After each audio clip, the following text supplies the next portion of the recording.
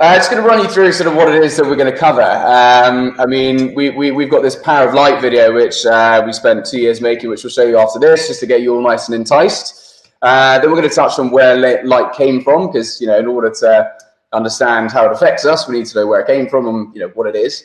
And then radiation visible light, light on Earth, you know, what light does for us here on our big planet. And then capturing light, how we actually process light and the signals of light. And then how we decipher that, and then circadian rhythms, which we're going to do a lot more. We can go into depth on lots of these different areas in more detail. Circadian rhythms is one we're really excited about. We've got some really good contacts, and Shelley's got an amazing amount of knowledge on that. But we'll touch on that, and then the evolution of light, and then living in a new light. You know, sort of what all this new artificial light means for us in this modern world. So, yeah, we will entice you with this video. Sort of always describe it as balancing on a knife edge between corny and dramatic, but yeah, hopefully it'll give you an idea of what we see light as being so powerful. It starts here. It all starts here. Infinite surfaces turn to it. Uncountable textures depend on it. Unselfish, humble, consistent, inseparable from our condition, our first morning companion, our last associate at close of play, revenant, creator. And what do we ask of it? On, off, rise, set. A boundless force, far from binary. Limited words talk of limitless potential. These expanses we occupy, these spaces we construct and anoint our homes, are built and composed just to contain it. This intangible blueprint that runs through all things. We gather round it, communicate through it. So what stuff is this that warms us to the core? We have bottled the storm and let it rumble, conquered the lightning and cradled its heat in our hands. Awe has turned to control. The infinite possibilities of the world outside exist within our grasp. Your space, your creation, it starts here. Light starts here. Okay, yeah. Right, guys. So hopefully, hopefully it's all working. But yeah, a lot of work went into that. Sort of 2 years boiling down to 2 minutes. But yeah, hopefully it sort of gets us all pumped for lighting and the topics we're going to cover. So the first thing we'd like to sort of ask Shelley is, you know, where, you know, in order to understand the subject matter itself, we sort of need to understand where it came from. So if you could, you know, just give us a little bit of an insight as to sort of where it all began. So I guess it all began at the Big Bang, essentially after in that giant inflation. Everything was so hot that everything was so unstable that photons couldn't actually travel. And it actually took about 375,000 years before atoms started to form, and photons or packets of light energy were free to travel. And slowly the universe became more and more transparent, and the traces of those initial travelers, those initial adventurers, those packets of photons are still reaching us today in the form of cosmic microwave radiation. And we can tell things about the age of the stars from those initial packets of light that came out of that very early formation of the universe. And the next part of the process that was really important for us is the formation of galaxies and the sun and the stars, and that's about 4.5 billion years ago. And then a lot of the light that we see today traveling from the stars and from the sun started its journey onto us. And what's really fascinating is that when you look at the stars, as we are now able to do more easily now that people haven't got so much light on outside, is that every single photon was emitted it's been traveling for all that time towards us. And in fact, there are, as the universe is inflating, there are photons who are on their way to us who will never get to us. It's like a sort of a child running after a bus. It will just never, it will never run fast enough to reach us, because the earth is the universe is expanding at that rate. That's amazing. So literally, it's light that will never really exist to us. It will never. It will never find our retinas. No, it will never arrive, because it set off, and where it set off from is receding so fast from us that it can never catch up. Oh, that's amazing.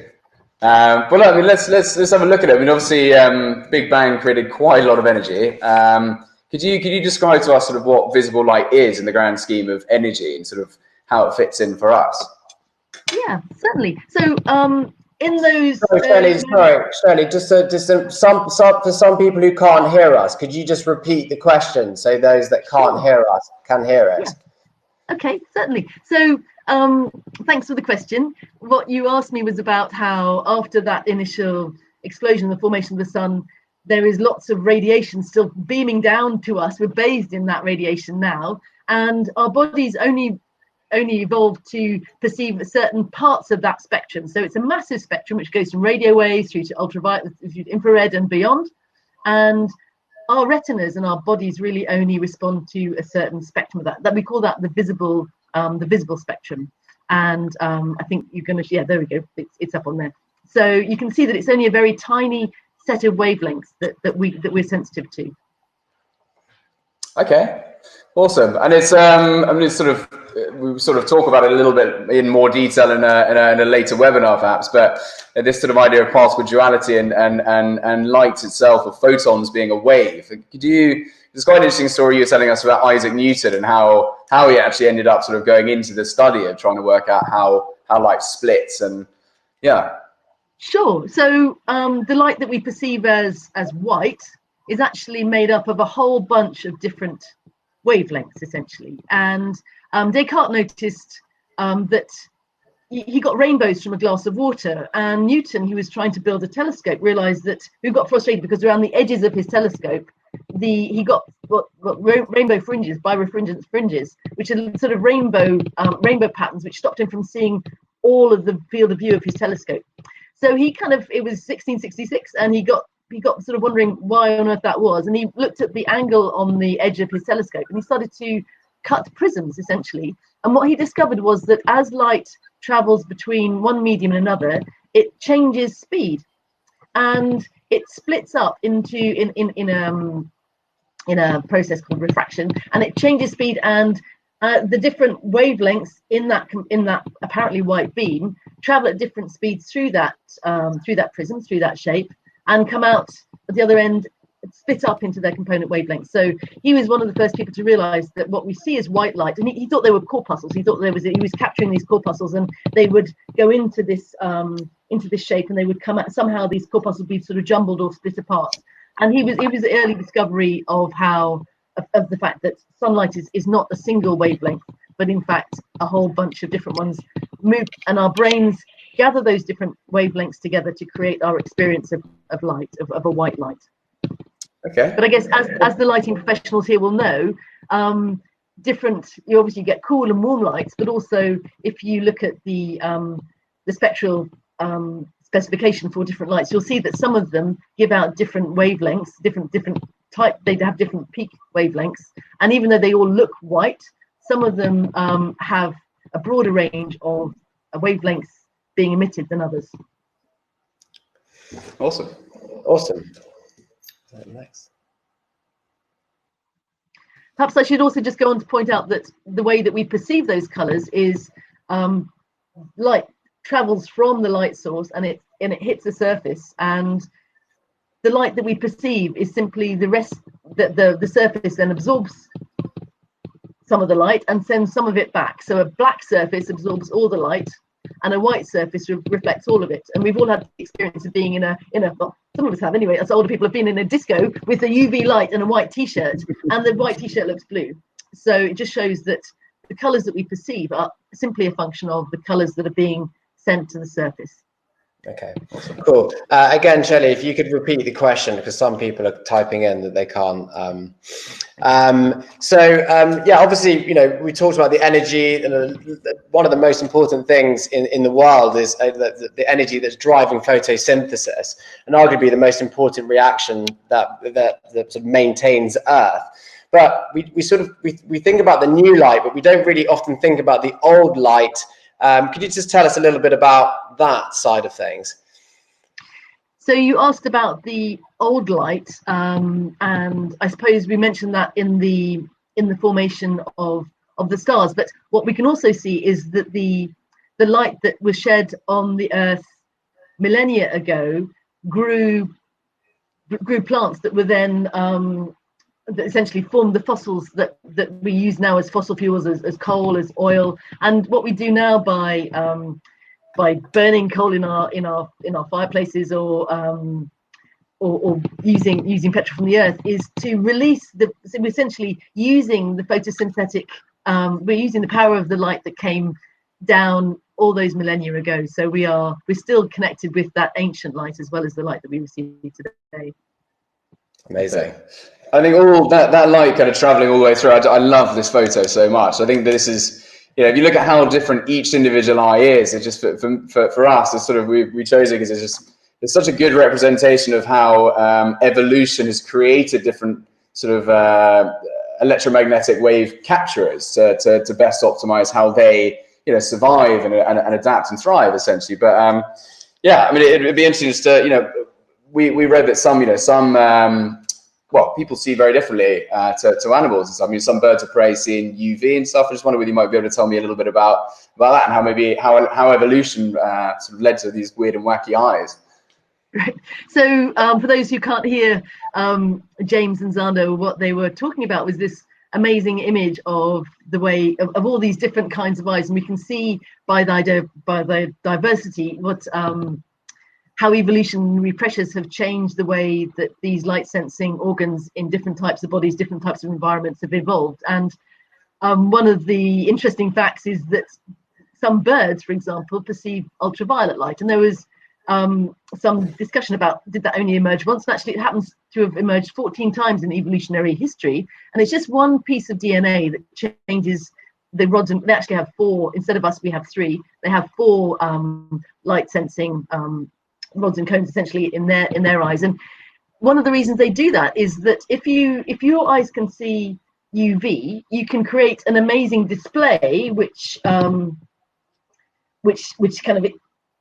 UV, which reflects UV light, or rather absorbs UV light, so it looks UV to someone who can perceive it. But to a predator who hasn't got the ability to perceive that wavelength, you look completely dull. So it's a way of being able to show off plumage. It's also a way of foraging. It's also a way of noticing the plants and foods that are useful for you.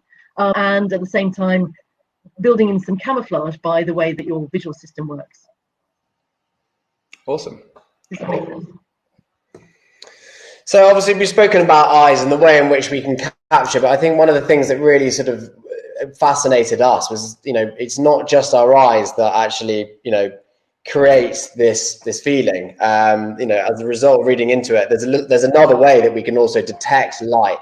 I just wanted you to sort of just elaborate on this, the fact that the skin actually has an incredible ability to absorb various wavelengths as well. Absolutely. So the skin has some proteins, a part of an amazing family called the flavins, which are found through all the animal kingdom and actually back into history. It's a sort of DNA fossil really from all that time ago, and it is able to sense particularly blue light, which is why we get sunburn, why we need to protect ourselves with sunscreen at different times of the year. So our skin, those different light sensing proteins in our skin are part of the whole way that our bodies know what time of day it is and what time of the year it is. Okay, awesome. There's two sort of, we talk about how we actually decipher these. I forgot to I keep forgetting that people can't hear your question. So the question was, we not only have our eyes to see, to experience light, but also we have our skin, which is an amazing part of, it's an amazing membrane on the body. It's actually it's the biggest organ in the body. Okay, awesome. So yeah, I mean, if we're talking about these, these electromagnetic signals coming in, and they either hit our skin or our eyes or whatever, it's the brain that does a lot of the deciphering of it. So I've got 2 facts which we found about the brain. So to your brain, the world is just a series of electrical pulses, but it manages to make a vibrant and interactive universe with this information. So that's from Bill Bryson's book, The Body, which is an amazing book if anyone has time to read it. We've all got a lot of time on our hands. And the second one is, the brain processes 100 billion signals to the brain every second. This is more information in 30 seconds than the Hubble Space Telescope has given back to Earth in 30 years, which for me is just absolutely crazy. But you have this beautiful way of explaining how our brain actually makes sense of these signals. And I wonder whether you might be able to talk about sort of the hardware and software, which you sort of touched upon when we last spoke about it. Certainly. So for those who sadly can't hear what James is saying, what he was talking about was the extraordinary power of the brain that processes more information than the Hubble telescope. It's an extraordinary piece of kit that we have, and quite a big part of that is actually dedicated to working out what's out there and using our eyes to kind of track that down.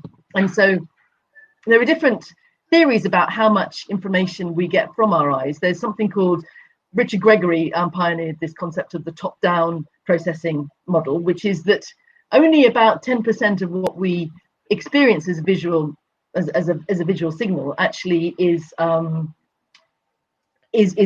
true, is out there, because a lot of what we do is we know, for example, that faces tend to have their have sticking out noses. So even when we perceive in the landscape a nose or like a hollow face illusion, even when we perceive a face that has its nose pointing in, we still believe, a big part of our brain believes, the software of our brain goes, this is a face, so the nose is always sticking out. But there's another deep part of our brain which knows that actually that reads the signals correctly, and if you ask somebody to reach out and point to that part of the mask, your physical finger will go to the correct part of the mask. So it's an interesting example of how we have the hardware of vision, which is the eyeball and the optic nerve and the visual cortex and all those pathways. But we also have the software, which is essentially layering on top of that visual system, and it's designed with a whole bunch of expectations which have come from our evolutionary history and our current, things that we learn as we go along, like what a word looks like, and we're able to navigate between those two. And for example, people with schizophrenia have a very different relationship between that hardware-software balance, and a lot of illusions, they actually don't see them in the same way that we do. So it's a fascinating. So it's literally they almost decipher, so they kind of decipher the information in completely different ways, and sort of the way. I mean, you've told us as well that the software-hardware relationship means that we experience the world completely differently to from individual to individual, which I find is pretty amazing. But there's this one photo which always sort of makes us laugh. That I'm sure we've all walked up to escalators and we thought, right, that you assess a non-moving escalator and you're like, right, it's not moving. I'll just walk as if they were just stairs. But as soon as you get to the escalators, you kind of trip up over yourself. And it's the hardware, software, and what we were talking about with your brain making so many signals every second. And I guess it sort of makes sort of shortcuts and rules to the world, which is, I mean, I wonder whether you'll explain it far better than I do, and you're far more knowledgeable about it. But it'd be interesting to hear why it is that the world is made up of different rules. So just to summarize what James was just saying there, is that what we have is, sorry, that was Xander talking, sorry, that we have these rules that we use, and he was just talking about, for example, the experience of getting to the top of an escalator, and you sort of one of the experience sort of getting to the top and sort of tripping over the top of it and sort of forgetting that how things are moving, and so one of the reasons that we do that is that there are the number of reasons, really. One of them is that the eyes are flickering around all the time, and there's this giant amount of information coming in, and really, if we were trying to work out all the time whether that oval was the top of a cup or something else, we just couldn't survive. And I think we've all had the experience of going to a foreign country or being somewhere a bit frightening where we are unable to use the normal compression techniques that we have for navigating the universe in a kind of a fairly relaxed way because we're familiar with it, and we have to kind of work out what every single thing is. And that's I had an experience of kind of having to retrain my visual system after a head injury, and I realized how much we take for granted in the way that the brain, how tiring it is for the brain to actually make those selections, but it does all the time, and it's a remarkable thing. Wow, that's incredible. I mean, that sort of leads us on to the next sort of question, really. I mean, one of the things that truly fascinated me was that, you know, of only 10% of the light that enters our eye is actually used in sight, and the 90% is then translated into other cognitive processes and the ways that emotions and systems that makes us feel. So, can you just explain a little bit about that, please, if you don't mind? Well, certainly. I mean, I think that's what we were saying just now. James's question was to say only about 10% of the information that we receive through the light that we receive is actually translated into a visual. Well, only 10% is actually read as a new piece of information, and what we're doing all the time is essentially gathering that information and making sense of it before we even really need to worry about it. And there's some kinds of information, for example, fast moving edges, and you've probably had the experience of a tennis ball or kind of something coming at you very fast, and you realize that you've ducked, and that kind of information is that's a fast moving edge, and it works on a very different pathway, and it goes straight to your brainstem, and it triggers a physical response, the ducking response, or the freeze response. And those are ancient pathways that even the simplest organisms have those, and that the signals travel faster than would actually be possible from a chemical signal. So there's speculation about whether there's some kind of a quantum effect happening there, where there are all sorts of possibilities about what that means, but they haven't really got time for it to travel through the dorsal and the lateral pathway to kind of work that out. So your body makes a decision for you. And so that's one of the reasons why sort of watching movies or things online can be very kind of compelling, because your brain can't tell the difference between something that's real and something that's not. So it's kind of, you're putting it into that state of alertness, which can be thrilling and exhausting at the same time. Yeah. Well, I'm just thinking of horror films now and how much I sort of cry like a little boy when that happens. So yeah, I guess that sort of leads us quite nicely into the next slide, which is sort of circadian rhythms. And you sort of mentioned at the beginning, we've got an amazing webinar planned for this with some pretty amazing sort of contacts and stuff, which you've introduced us to. But it's such an amazing subject. You know, that last image of light entering our eyes and all these different reactions coming as a result of, you know, the energy going into our eyes. And, you know, circadian rhythms are something that govern every creature on this planet. I don't wonder whether, you know, you have a really elegant way of explaining it. And I wonder whether you might be just to sort of tell the listeners, how we interact with light on that front.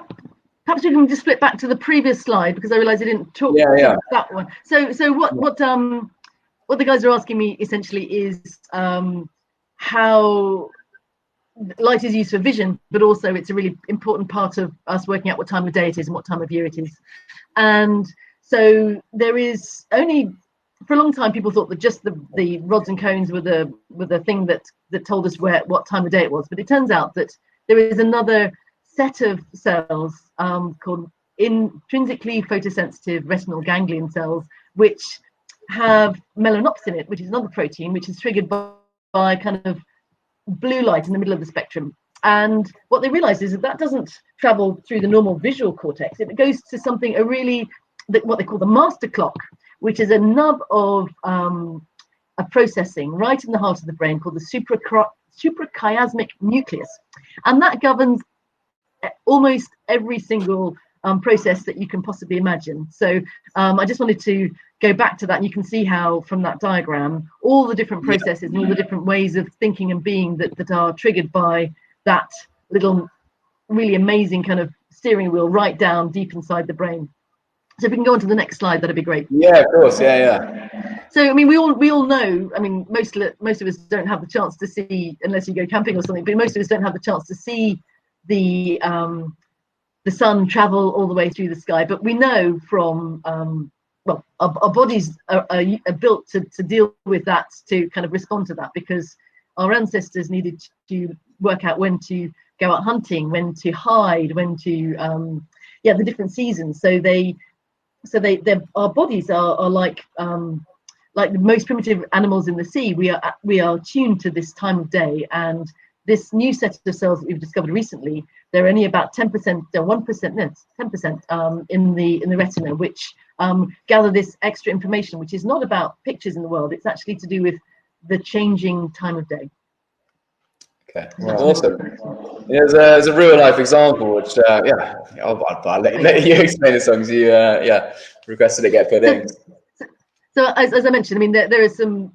It's absolutely vital for us as I guess as primitive human beings, perhaps not so much now, but to know what time of day it is for different activities in our lives to keep us safe. And so it turns out that there is something called the Deal vertical migration, which is the biggest by biomass. It's the biggest migration in the world, and it's all of the millions of animals in the water, in the oceans, in the lakes, which at different times of the day rise to the surface and then drop down again. So they rise at night so they can feed, and then they drop down again so they can hide. And it's just a really fascinating example of how fundamental that response to light really is. And it's something that we had the residue of that fundamental response to light deep in our brains.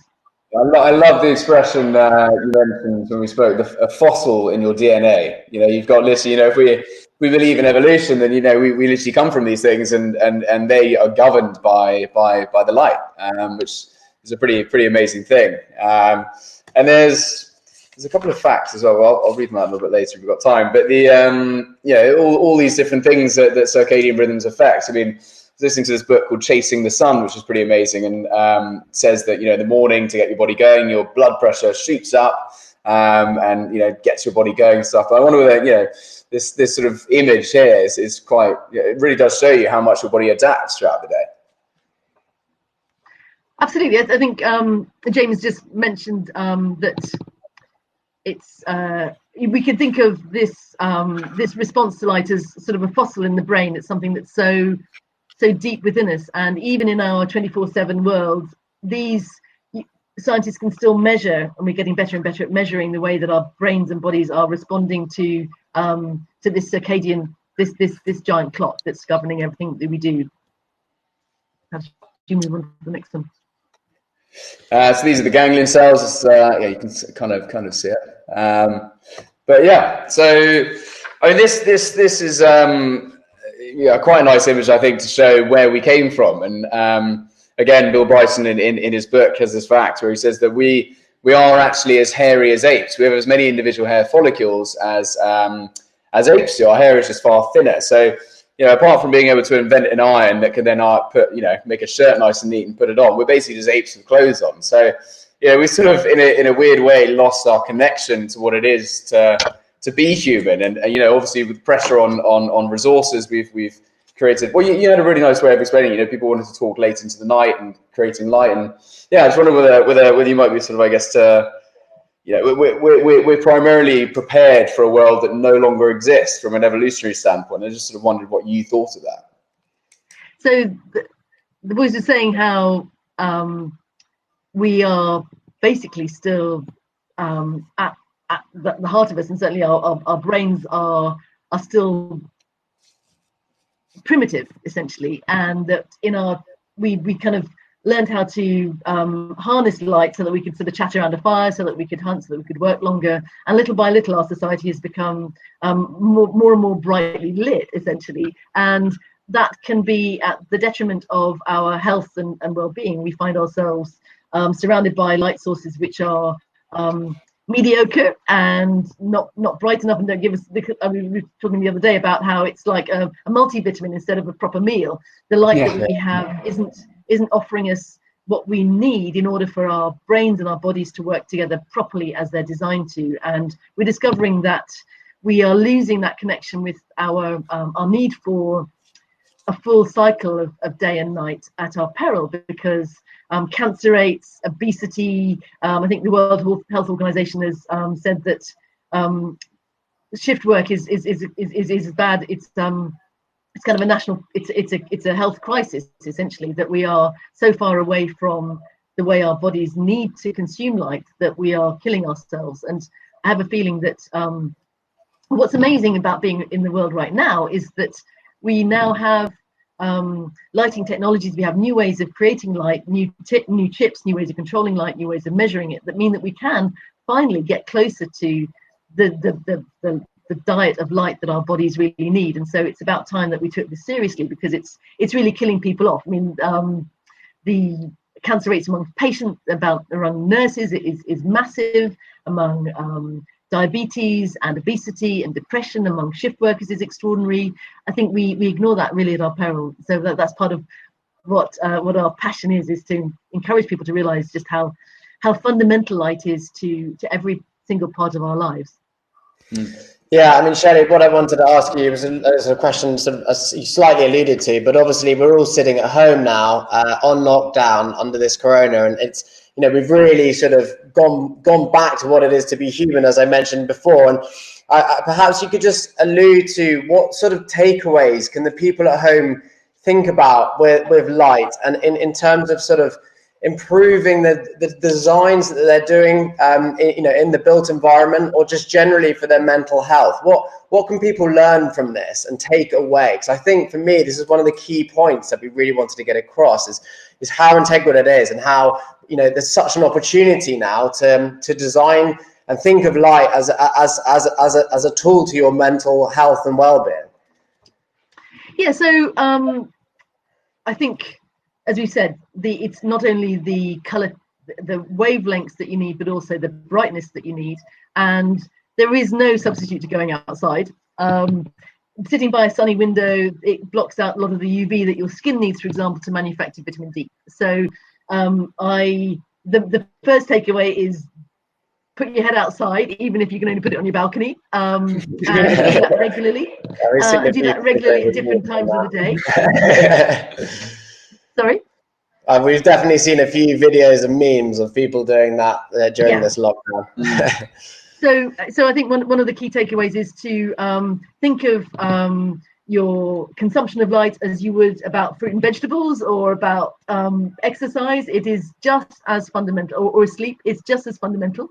I think the other thing to think about is the types of light that we have in our homes. I mean, we aren't used to trying to work at home. I'm sort of propped up on a kitchen table with, you know, a couple of new lights, and I think we need to think again about the way we design lights in our home, because one of the interesting facts, I've done my lighting certifications, and what's fascinating is that we have, as architects or as lighting designers, we have light, sort of specified light levels, and it turns out that the light level in a supermarket, which is sort of we consider to be pretty blinding, is actually only about half of the light that's available on a cloudy day at midday.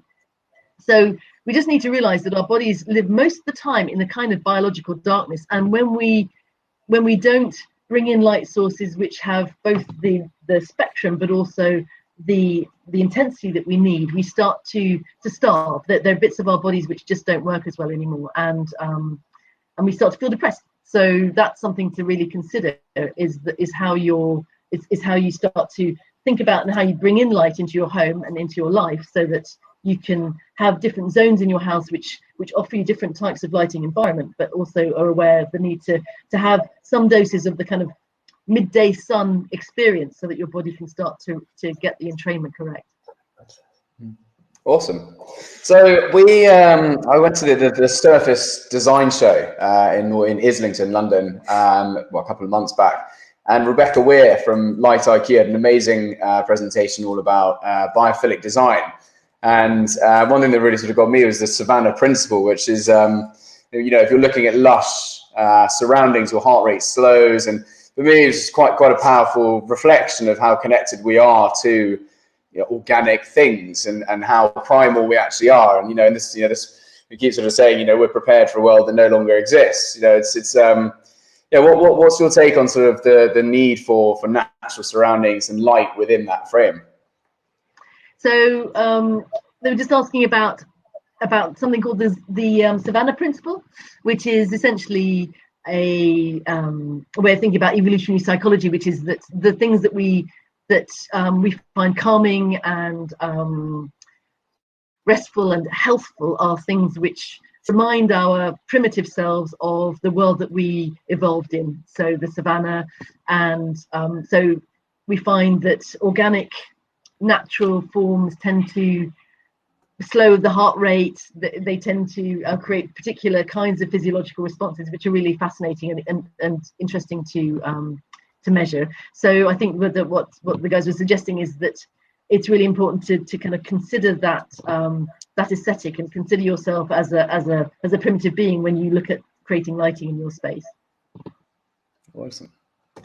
So, I mean, there's a big issue at the moment, obviously, with this balance between natural and artificial light. I mean, we've sort of read a few things about artificial light potentially being beneficial to older people to help accentuate their circadian curves, to wake up more easy in the morning, or put them to bed more easy at night, and sort of helping with Alzheimer's and stuff. But there is sort of a massive issue in this world, from our opinion and from people we've spoken to the industry, that natural and artificial light is it's a difficulty. And there's an amazing book which one of my clients told me during a CPD to read, called In Praise of Shadows by Tamazaki. So it's 70 pages long. It's really, really beautifully written, sort of poetic book. And he quite literally praises shadows. He sort of, I think it was in the 1920s, he says, paints this picture of a candle bouncing off these nice rice paper walls in Japan, and the room glowing and it feeling really organic. And then cut to 20 years later, and artificial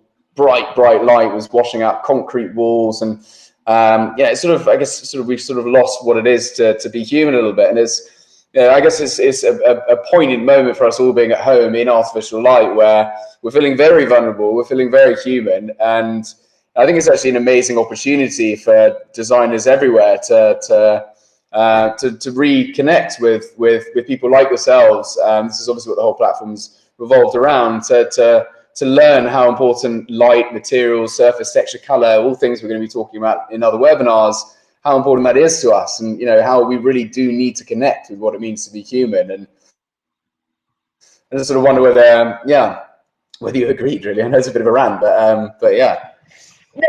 I'm just going to summarize that for those who maybe still can't hear. I don't know if it's buffered fully yet, but I guess the point, there's a beautiful book called In Praise of Shadows by a Japanese architect called Tamazaki, and where he contrasts he essentially praises or celebrates the Japanese aesthetic of shadows and the need for the dark as a way of accentuating the light, and he contrasts that with the American aesthetic. It was written in the 1920s, so that may not still be quite so true, but with the American aesthetic, with everything being sort of transparent and shiny and bright, and how much more restful and how much more respectful he found that Japanese or the Eastern aesthetic. And I think what you were saying there was that now is the time when we're all feeling a little bit vulnerable, we're all pushed back to look at the things that are really important to us, is a chance for designers and creative people all around the world to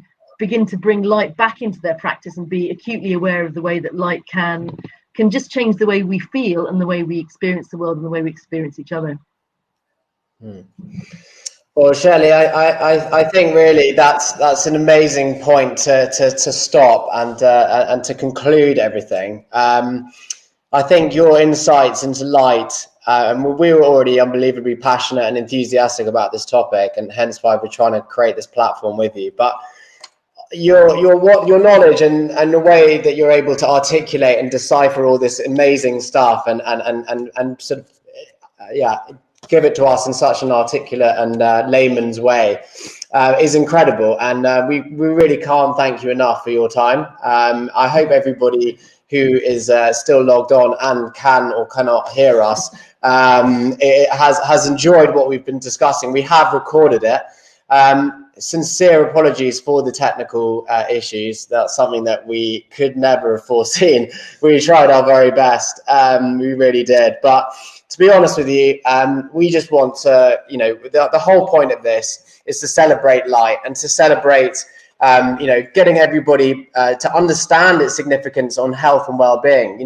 We're constantly thinking about hygiene, about our diets, etc. Let's make light a big part of our diet. Natural light, as Shelley said, a synthetic supplement, or which is artificial, or having a nutritional meal. That's what that's the difference. And we're trying to build a community here. It's something that we're really passionate about, and we just want to try and do this together. So we really hope you will come and join our tribe. If you've got any further questions, please email lighttribe@phos.co.uk. At the end there, you can see all the details of how to get in touch. But please email us. We're going to send out a Survey Monkey. We've got an incredible amount of topics to cover. We're going to get much more in detail. This is more of an overview. But we've got a lot of webinars planned, and the next one I think we agreed is in 2 weeks' time, same sort of time. Fingers crossed you'll be able to hear us. So thank you so much for tuning in. I don't know if there's anything else you wanted to add. Yeah, no, guys. I mean, I got into the industry because James was talking so much about how passionate he was about light, and eventually I sort of jumped aboard Phos with him, and I was completely inspired. And I found the same calling that he's had, and it's to just educate the world on how important light is. And Shelley, I mean, I can't stress enough how what James said, but you have such a beautiful, articulate, and genuine way of describing things. It's a pleasure and an honour to have you aboard with us. So thank you, and sorry for the technical mishaps. We will do our best to correct it, but stay safe and stay indoors. Yeah. Have you got anything to add, Shelley? No, thank you very much. I mean, it's a real pleasure, and it feels like the beginning of something.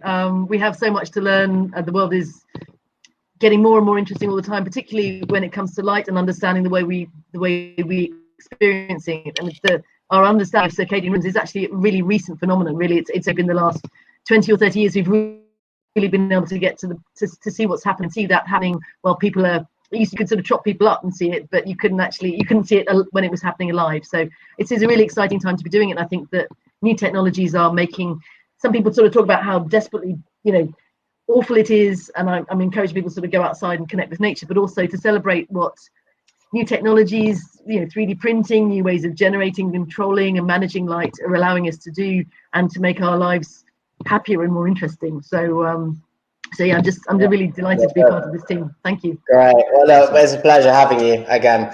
Thank you, guys. Thank you very much. Have a lovely day, and stay safe.